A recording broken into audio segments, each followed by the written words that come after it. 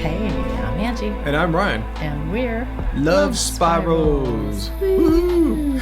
So welcome to Chillin with Lovespirals number 102. First Chillin with Spirals of 2026. So happy New Year's, everyone. Crazy. So we've also got our first single of 2026 out. Yeah. Hopefully you've already heard it. If not, it's called Gray. Yeah, very appropriate for how the weather is for most of us right now, at least in the northern hemisphere. Yeah. I know a lot of people here early on in Australia, particularly Melbourne. In the first 40 hours, Melbourne's our number one city in the world, right? There's still our number one. Oh, really? Yeah, number one city on Spotify right now. Right now, for Gray. Awesome. Yeah. All right, keep listening, you sunshiny Melbournes, Burnians. I think it was LA that was shortly behind there. Man, while we were making Gray, the weather was so bad here in Southern California. Yeah, it was just relentless. Particularly when we were finishing up Gray. Yeah, it's a song. Strangely, one that we started earlier last year, and we got pretty far along, but we didn't complete it. And then during the dark months of the end of 2025, we picked it back up again and completed it during a super solid 3 weeks of gray in Southern California. Rain and not leaving the house and stuff like that. Then Ryan was sick too. We were really tuned in with rough. the song, more so than ever. It was crazy. Yeah, Ryan was sick, so we really didn't do a bunch of holiday stuff at all. No, It was a very low key kind of time. But we might have talked about that on the last episode. I really can't remember, but yeah. So Gray, how would you describe it? It's very gray. It's very gray. it's our songs tend to be on the darker side. Tom Lady knows. And some are just a little brighter, some are a little darker. Gray is a little darker. It's got a bit more melancholy. But as usual, we just don't make it complete despair and darkness. I mean, there is a bit of that, but there's also this uplifting beauty and brightness, that hallmark beautiful gloom or beautiful sadness that's the trademark of our sound. Let's stick to beautiful sadness. We've been saying that one since Long Way From Home, I think.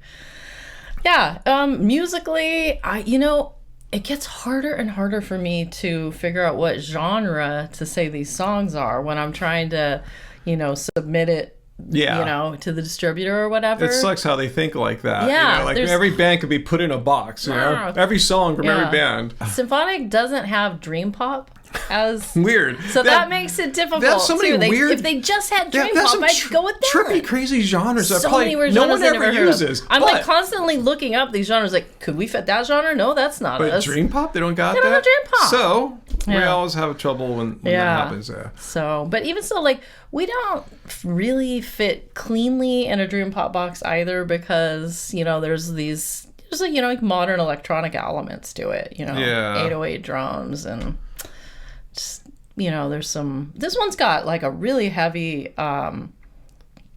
What's that keyboard that sounds like? The Selena? Yeah, the ARP Selena sound. Yeah, I'll describe reminds me of the sound. It's early Cure. It's a typical slow song for us. Mm-hmm. It's actually it's more simple than a lot of the songs that we've been putting out over the past year or two. More simple in the chord progression. It almost kind of goes between two chords the whole time. It kind of reminds me a little bit of a song. God, is it Ardor, I think. Kaikian a little bit. It's kind of the same chords that is it really? Like an A minor 9 and an F major 7 kind of thing. And this time though, I throw in the climactic part in that bridge. I throw in a really beautiful minor 9 chord that was out in Kaikian. That when you say it's only rain, that part, it's only gray. Yeah, gray. Why did I say rain? It was raining the whole time I made it. Yeah.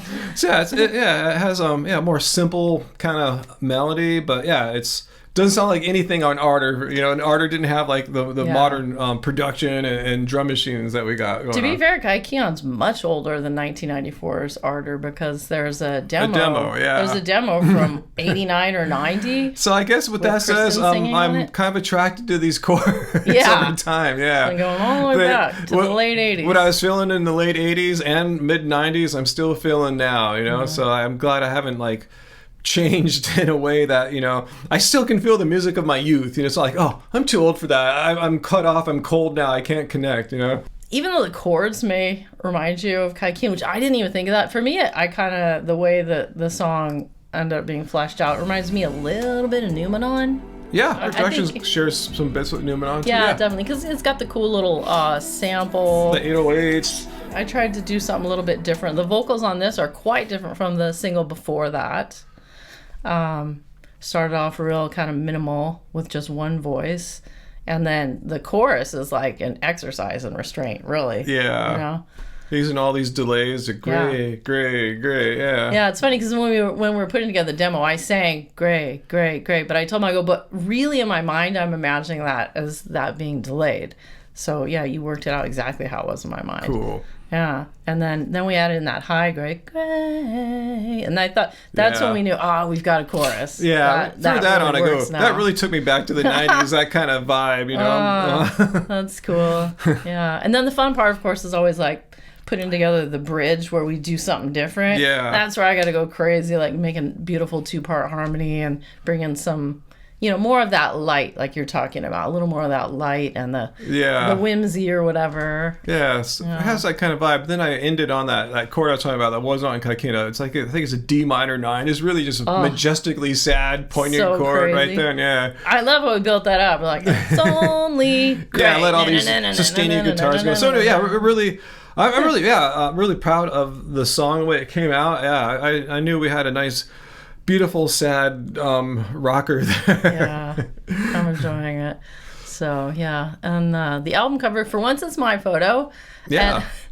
And it's funny too. It's not like I went out and tried to take a photo for the cover. I was like, gee, I don't know what I'm gonna do this time. Like all these super colorful things that we've been using for a while are totally inappropriate. Yeah. So I was like, well, let me just go to my iPhoto and look up gray and see what comes up. So I had all these pictures coming up. In fact, I put some of the other pictures I might have used up on our Instagram account, instagram.com/lovespiralsofficial. It was like pictures of cement that had different things like etched into it or whatnot. But yeah, I found this one standalone picture.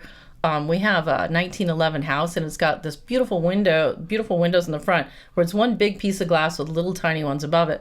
So the light, I guess, is coming through and hitting the floor and making that pattern. I was like, oh, that's it. This is definitely the picture. This really captures that spirit that I'm singing about in the lyrics. And furthermore, that photo appears to be an unintentional photo. We looked in your sequence of photos and we saw they made some pictures of the cats or something right before that, and then that one just randomly there or something like that. It might be accidental, or I might have seen that and like, oh, that's nice to be captured. It's just we don't know. It's an older camera. Like we don't remember. Optics. I don't remember, but it works perfect. Yeah, works perfect. Yeah. Yeah. There's one little story about the lyrics. Shortly after Numenon, somebody I didn't know reached out to me, and like some kind of trance producer, and said that he loved my vocal work on Numenon, and he was working on some stuff and he wanted to get that 90s sound for the vocals on that.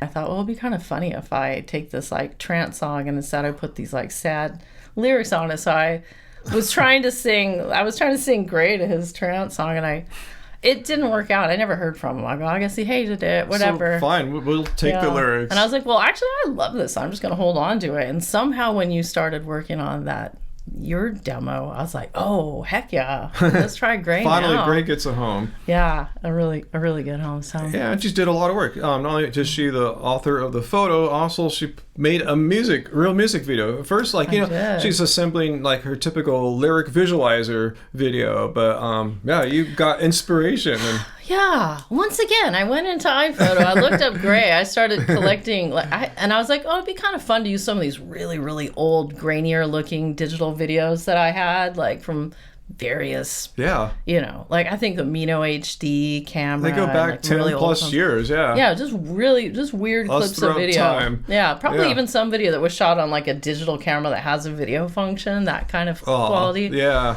Yeah, and I was like, okay, I'll just get these weird kind of evocative images and start putting them together, and then I'll place the lyrics over that.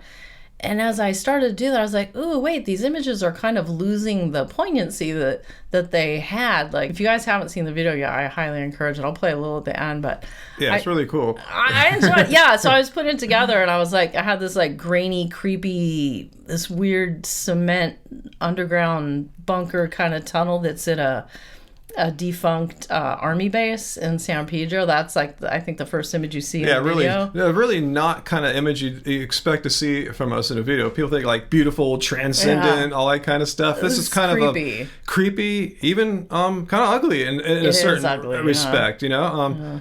But yeah, it's not just all that. There's a lot of contrast in the video. Yeah, and then I contrast it with these clouds as seen, you know, out of an airplane window. So it's like super surreal and kind of heavenly for like, gray. Yeah.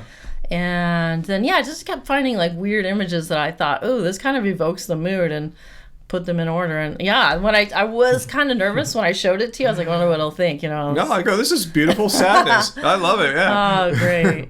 Yeah, and then to bring in a little humanity, I took some various couple old videos of me too, and put those in there. And I found a few things of you. Like I used you to bring like the lightness in on the bridge. Yeah, how I used to be able to be happy. Yes, I know. I was like, wow. Once there was a time, I swear, Ryan used to laugh. But so I really love how that shot in Catalina turned out. Like you're sitting there, and I'm panning across, and we turned it into like a very monochromatic gray. To me, it looks like some kind of like, I don't know, like a vintage painting or something, the way that the hills look behind you.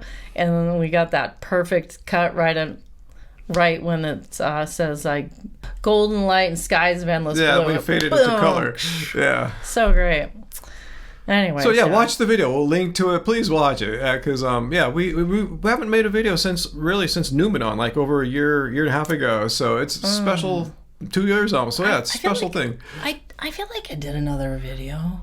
A proper music video? Not really. We've done some lyric visualizer videos that have a little more than the basic, but this is the first real music video. Yeah. Speaking of music videos, I can't remember. I think I told them last month that I put out a video I had made back in the day for Life Goes On. Oh, tell me again. Yeah. And I think there was like some videos I was making back in the day, and I always ended up having like weird imposter syndrome, you guys, where I'm like, I'm not good enough. This video is not worth anyone seeing, and then it just sits in my folder forever. And then like 5-10 years go by, I go, why didn't I ever put this video out? I just put it out. So I'm glad I didn't do that this time. The video is out. Yeah, so let's talk about like the release dates and reactions and stuff like that now. Yeah. So let's see. Oh yeah, so the digital single Gray, it dropped on Friday, January 16th on all streaming platforms, including Bandcamp. It wasn't a Bandcamp Friday. Yeah. No, but I looked that up finally, because remember last year, like, when do these Bandcamp Fridays happen? Yeah. So the next one, they have like a calendar. So you put on our calendar. I see. Yeah, the next one's February 6th, and we're working on one. You gotta check out the mix I made a night or two ago. But we might at least get it out for Bandcamp Friday. Yeah. Maybe the distributors the Friday after. Yeah, February 6th, we should have hopefully a new song out already. Hey, that's my birthday week, isn't it? Yeah, it would be a wild week if we can get that. Wow, happening. that would be crazy. Yeah. So I've got them all marked down now, so we'll see what we can do. But this one I think we'll be able to hit, because we've been working hard on this new single for quite a while, and I'm feeling like it's turning out pretty good. Yeah, 2 nights ago I made a mix I think could be the final mix. I got to hear it out in the living room. That's the final arbiter system there. That's where we can, if it sounds good in here and out there, we got it. Yeah, so anyways, you can look forward to that. So, you guys, this release stuff, I just can't figure out at all. So, we talked a lot last year about how, should we have things come out on Friday? Should we have things come out on Monday? Should we give them 2 weeks? Should we, how long of a rollout do we need? So this time we did the proper 2 weeks with the distributor, and yet somehow I never got the notice from them about our release being accepted until the day before release. So this time, let's give them a little more than 2 weeks. Let's give them 2 weeks and 2 days or something like that. A little extra. Yeah, it was. I literally wasn't able to. I don't know if you guys use Spotify on your phone. There's like you can click to see like a full screen graphic, and I actually saw those were pretty popular last year. People really liked looking at those according to their stats. So. I had to put that up just like that day before it dropped. I was so nervous, which means I only got to pitch it to the Spotify playlist people the day before it came out. So once again, we'll try to give no Spotify playlist. We'll make it. If we release it on Bandcamp February 6th, that means February 13th. We should have plenty of time. Yeah, Sim in My Mix is pretty damn close, as I think it is. I see when you give some big thanks to people who gave us some big Bandcamp tips, let's get back to Bandcamp. Yeah. You guys are so nice. Yes. You guys are so nice. So as we have been on that Thursday night before release, we check to make sure it's on the platforms. We listen to it at home and go, yes, success. And then we send it live through Bandcamp. So it's so awesome to wake up and people have bought it on Bandcamp. And some of you guys went above and beyond, like just the suggested price. I don't know if you guys don't use Bandcamp and are watching or listening to this. You might not know that you can tip artists. So if you want to let them know like you really appreciate their stuff, you can tack on a little extra money. Like there was a number of people who gives another quarter, another $1, maybe $3. But Matt Miller gave us $10. So thank you so much. Yeah, I don't know if you're watching, but thank you. Major gratitude. Yes. I don't know. I really appreciate that. Yeah, and there was a couple other people I thought I'd shout. David, he was one of the first people who bought it, and I always see you buying stuff on Bandcamp. So you want to shout out to Super Nerd. Super Nerd is awesome. I remember Super Nerd's the guy who also was buying stuff on iTunes. Rabuma? I'm not sure how to pronounce that. Sorry about that. Mutsak? Yeah. So thanks for adding various size tips to the purchase of Gray. So thank you so much. Yeah, we just want to let you know that we see you and we appreciate you. Yes, thanks absolutely. So much. Yeah. Some of the other people we appreciate are the people who leave comments. Yeah, it's always great to get some feedback. Comments. Yeah, for sure. Yeah. Yeah. So we actually put out that's the other thing. We're never sure. Like, should we release the music video at the same time as the single, like K-pop stars do, or should we spread it out a little bit? So this time we decided to spread it out. So we had it ready in time, but we spread it out. We just released it like 2 days ago, I think. So we haven't had a lot of time for it to get views and comments yet. I think it was Wednesday. Yeah. Okay. Yeah. Wednesday in the evening, like 5 or 6. Yeah. But prior to that, our distributor makes like a automatic post to YouTube that just has the cover and the audio. Yeah. And I noticed that there was some comments on that. Oh, cool. Let's see what we got here. Yeah. There's a couple. I only wrote 2 of them down. Subarashi. V2X. Are you guys still recording? No way. Keep going, please. Yes. Trust we will. Still recording, and around a song a month roughly right now. So yeah, keep tuned in to what you're tuned in. You're gonna hear more. Yeah, and similarly, let's see, Rick Blazing 1237 said, "Whoa, more of this." For sure. We're going to bring so much more of this year. More beautiful sadness. Yeah. I just can't stop. That's how I'm wired to make music, so it's going to keep coming. Exactly. Yeah. And I think exactly like in 2025 and 2026, I think the goal is to put out a single a month as where, possible. As much as possible. We'll try to get 12 songs out. If it ends up being 11, we're going to aim for 12, though. And also, we might assemble them together in an album format. Because we're really close to having maybe a dozen new songs. Yeah. So we're thinking at that point, we'll put them together in some kind of album format. So on your streaming service, you'll see an album instead of just singles too. That'd be nice. Yeah. I actually did come across a thread. It's either a thread or a Reddit where someone was talking about that they're able to to block singles from coming into their timeline because they only wanted to focus on albums. I thought, that means they would never hear anything we're doing. That's a strange person, but I know. We'll try to get through to them. I know, exactly. Yeah, so please, if you can take a moment to let us know in the comments here or anywhere. As you see, I kind of see everything online. You can do it on Instagram, Facebook, YouTube. I'll probably find it. Let me know if you still buy CDs, because we're trying to figure out whether or not we should front all the money to put out a CD or not. Or just put the album out on streaming. Yeah, let us know. And speaking of reviews, as always, Brandon of Restless Mosaic sent you a message, right? He did. Thank you, Brandon. I wanted to mention this because Brandon was leaving comments on our website. Uh-huh. But a few months back, you had to turn off all comments on our websites because we were getting just hella spam. Oh. We were getting so much scam stuff. I wonder if I turn it back on. Hundreds and hundreds and hundreds of posts. I don't know. It was crazy. I forgot about that. Thanks for reminding me. I know, which was a bummer. So that that meant that Brownie pretty much has to come and send me an email like it's still like the 90s. Let me read his email. He said, on his third listen, he, quote, turned up the volume a lot and the drums being more forward, the sonic details being more abundant, the lead guitar tone and that spacious, capacious sub bass immediately rewarded the decision. If 2025 is 26. 26. My typo, my bad. If 2026 is a Play Lovespirals loud year, I'm here for it. Cool, Brandon. I'm glad you had that reaction. Yeah, that song. A lot of our songs are pretty strong in the sub, and this one, not only are there the strong subs from the 808 kicks, there's like a sub bass in there too, so it's really thick in there. So yeah, you got to turn up a little bit to get the sub thing going on. So cool. I'm glad you felt that. That's awesome. Yeah, maybe 2026 is a Play Lovespirals loud kind of year. Yeah, turn up. Yeah, we try our best. We've noticed I think we sound best. Our production sounds best when the whole spectrum is being filled up. Doesn't it say we have to go nuts, but there's like, a nice strong bass, and that's what the 808 kick really does. It really fills in that low end nicely. Your voice covers the high end frequencies, and same with like especially when I have acoustic guitars. And there's a lot of mid-range naturally in our sound too. So I think that full spectrum thing, and you hear it best when it's a little bit louder to really get those lows to fill it in.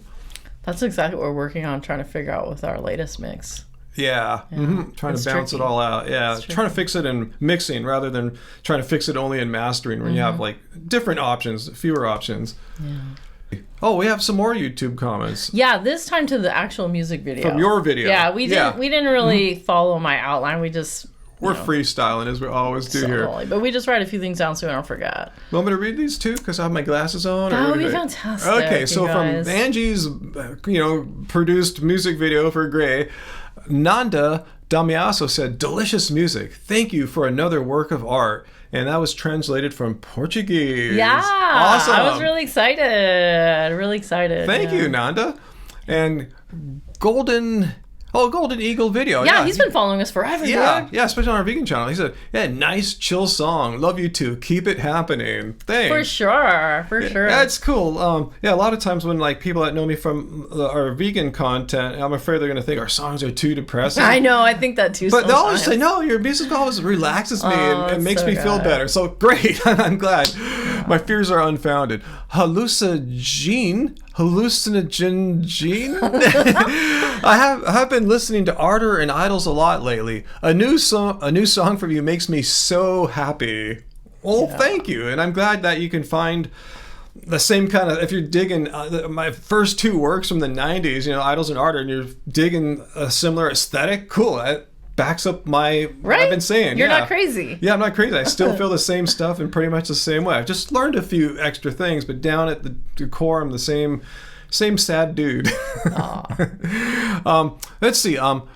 Tom Lady said, rather a sad one, but that is okay. My start of the year is kind of gray too, so it's only appropriate. Great song as usual. By the way, looking forward to hear more of your music this year. Well, thank you, Tom, and we're right on track. Like I said, we should have one out early mid-February, and there's another one in early stages of production. I forgot about that one. I know what you're talking about. Yeah. Can I say the title or not? If you want to. Disassociate. You guys are getting a teaser. So after that, there's really not much. But we got a lot right now. But anyway, those are all the comments that you have. No, I know I have another one. Oh, yeah. I guess I saw Ardor and I skipped it because this person mentioned Ardor too. Yeah. Sheena Cuckoo said, I was just listening to Ardor, my all-time favorite album. Oh, thanks. That's why I put it with the other Ardor person. When the notification came through that this was out, this track is perfect. Yeah, again, perfect confirmation. I know, that's crazy. The same moods I'm exploring in Ardor, I'm still doing them. And then Shinakaku came back and replied to Tom Lady. Oh, yeah, I see. Yeah, they said they're listening to Ardor and replied, I'm an old project guy myself, and I love a good downer of a song. Yeah. Letting Tom Lady, it's cool to have these sad songs, yeah. So then I replied, well, we got you covered. And they said, you always have. Yeah. And then, do you know what they said? What? They said that in, I think it was 1995, they went into a record store in Seoul. Oh. And is that person? Yes, and found your CDs and some other project CDs. That's how they changed their life. They found our music in Seoul, Korea, the city that we want to invade musically. You know, like the British invasion, the Lovespirals Soul invasion. Oh my god! So I'm cool. I'm glad my music was there in the '90s, and that changed your life. And here you are, still listening to our music. And I was.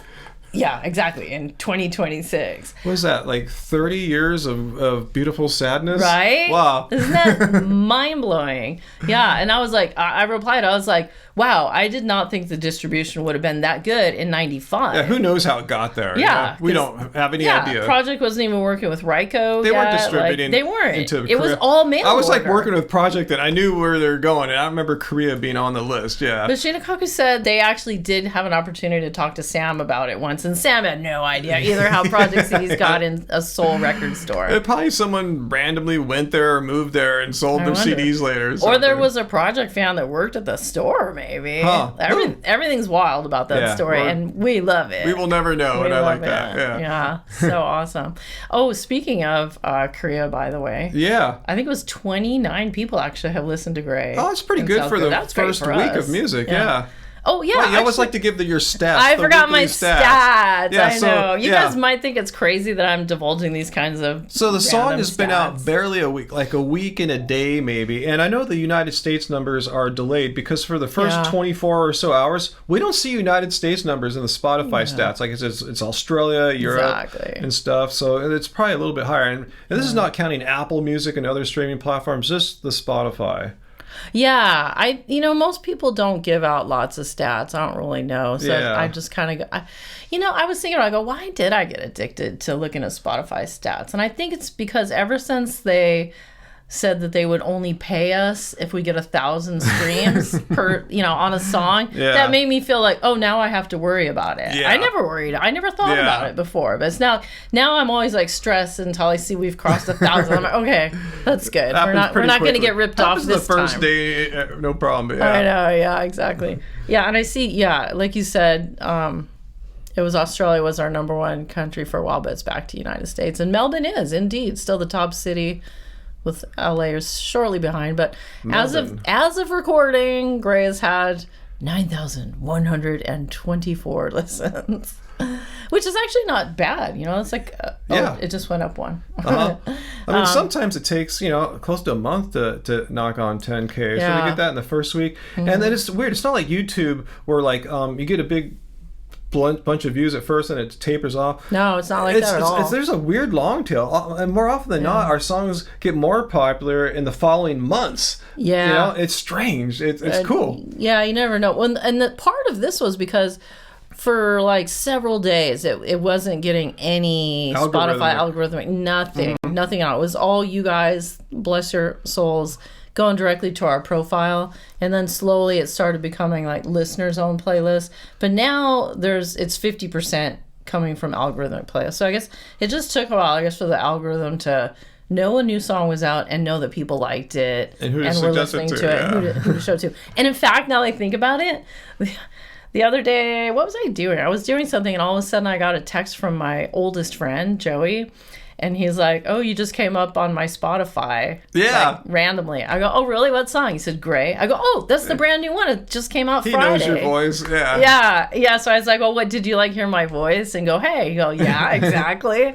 And he's like, oh, it's a good song. And literally my friend Joe has never told me he was listening to my music or said that he liked it or anything. So I was like, well, hopefully Spotify will suggest it some more. Maybe he'll finally become a fan. I think he said that it played like... Was it? Oh, is it? We came right after Bel Canto. Oh, why was he listening to Bel Canto? No, he said he wasn't. He said he hadn't heard Bel Canto in like 30 years. So start suggesting music I thought it would be like that. I forgot it was some kind of it was like Die Form or something like that before that. It was like just all these random industrial and gothic stuff. So you can kind of get a feel for what my friends like. But.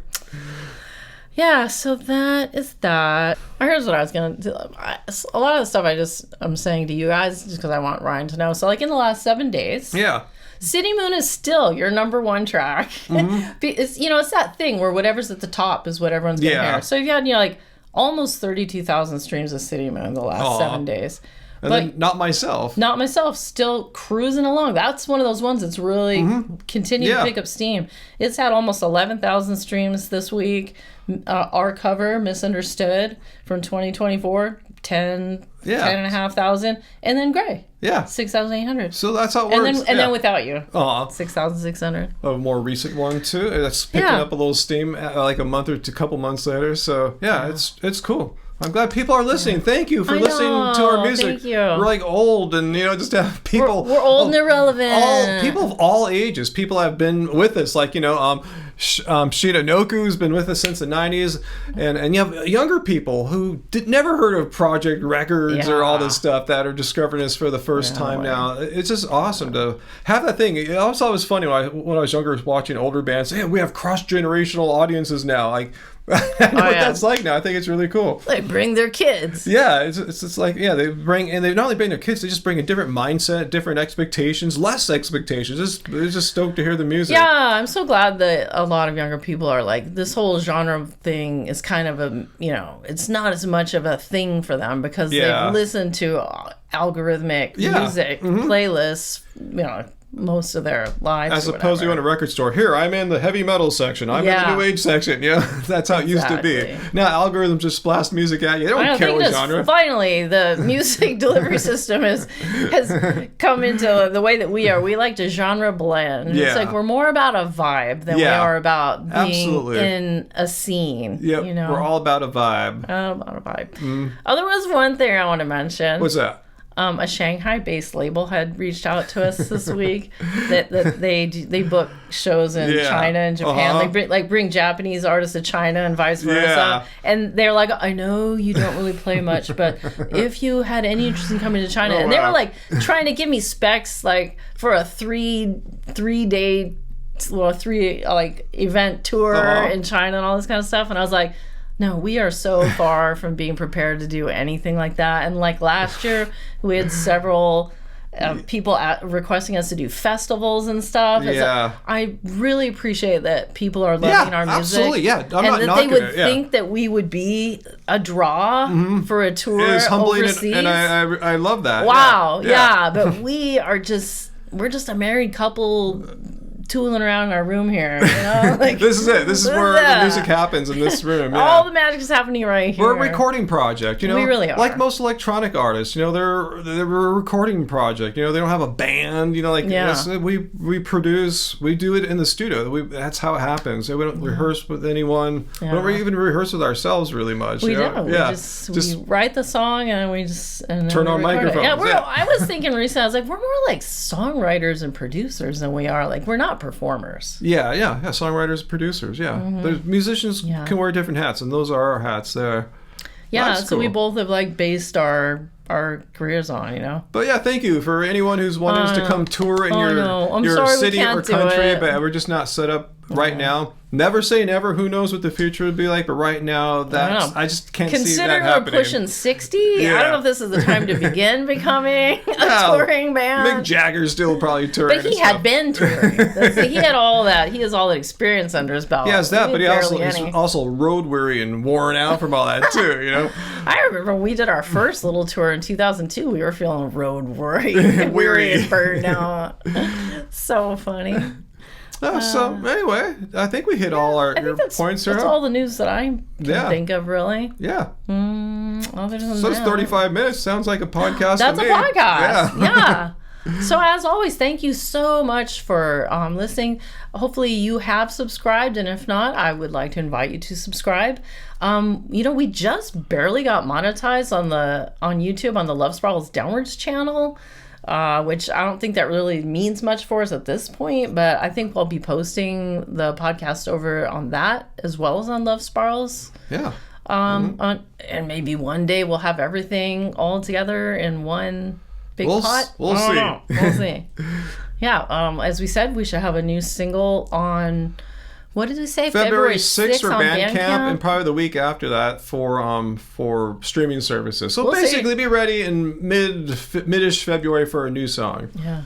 Yeah, and we'd love to read more of your comments. Yes. There was so many more comments I didn't read. I'm sorry if I skipped you. You see, we love reading comments. We just like to get feedback because listen, we just make music in this room. We don't go out and play places. So this is how we get feedback. So please tell us how you're feeling. This is like clapping. Yeah, it's really inspirational for me to know that my music is not only connecting with us. I could just be blind and think, oh, my music's good because of me. But no, it's great to know that other people are connecting to it too. Seriously, it means a lot to artists like us. So thank you. So keep commenting, keep watching. Hit like, subscribe, share, do all those nice things. Yeah, tell your friends about the magic of Lovespirals. Awesome. And we will take you all with a little bit of the music video for Gray.